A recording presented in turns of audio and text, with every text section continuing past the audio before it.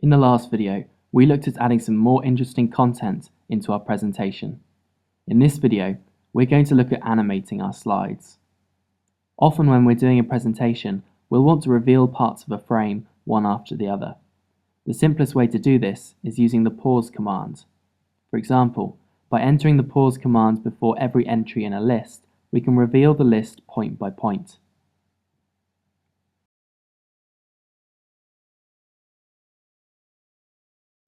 This brings us to the difference between a frame and a slide. A single frame is defined as what we build up in a single frame environment, whereas a slide is a single page in the resulting PDF. This means that a frame can be made up of multiple slides. For example, this frame with the list that we've just animated is made up of 7 slides, but you'll notice that the frame number in the bottom right-hand corner remains unchanged for all of these 7 slides. The pause command is useful, but isn't very versatile.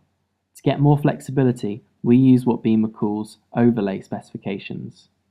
These specifications can be added to compatible commands using pointed brackets after the command name. For example, I can add them to the item command in a list structure like this. In this list, we've told each list item which slide number it should first appear on, and then told them to appear on all subsequent slides in the frame using the dash.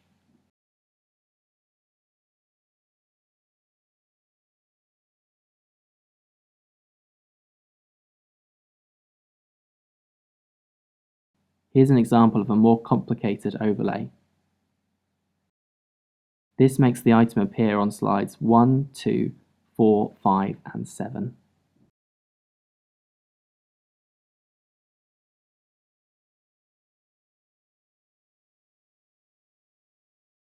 There are a number of commands that enable us to use overlays with text. The main one is the onSlide command, which can be configured to achieve a few different outcomes. Details of these can be found in the documentation.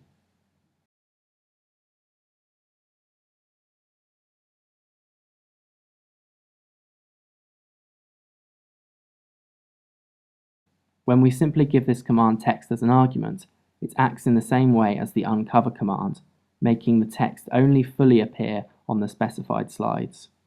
On non-specified slides, the text is covered, so it will take up space but won't be visible. To make the text transparent on non-specified slides, we use the setBeamerCovered command and enter the keyword transparent above the code where we want it to have an effect. Please be aware that this command will affect all of the code following it, so if we want to change it back to the default setting later in the presentation, we can simply use the same command again, but with the keyword invisible. Another command we can use is the visible command, which does the same as uncover, except it leaves the space blank on non-specified slides instead of transparent, even if we've set the transparency as we did a moment ago. The invisible command does the exact opposite of the visible command.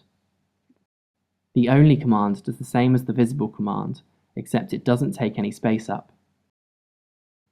This means that if we get rid of the dashes in the overlay specifications, our 3 lines of text will appear in the same place on the frame in turn.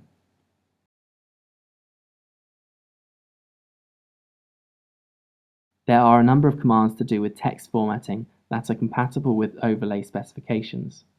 These commands are simply ignored on slides not declared in the specification and will therefore just print the text as normal.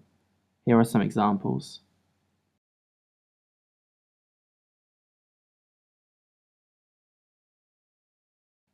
First, the textBF command, which makes the text bold.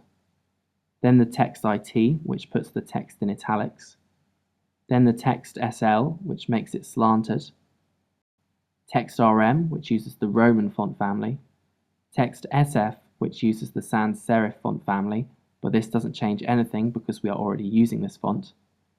Next, the textColor command, which puts it in the specified color. Then alert, which puts the text in red by default.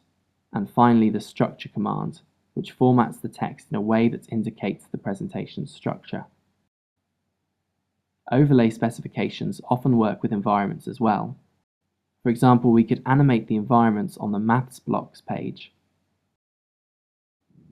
Notice that with environments, we put the overlay specifications after the curly brackets instead of before.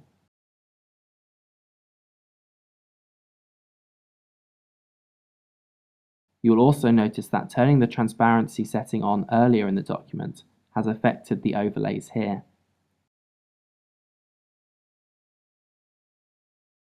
Finally, we may want to animate a table so that rows appear slide by slide.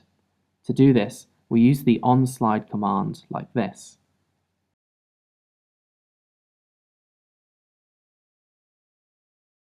We also need to make sure we reset the Set Beamer Covered command to the default for this to work.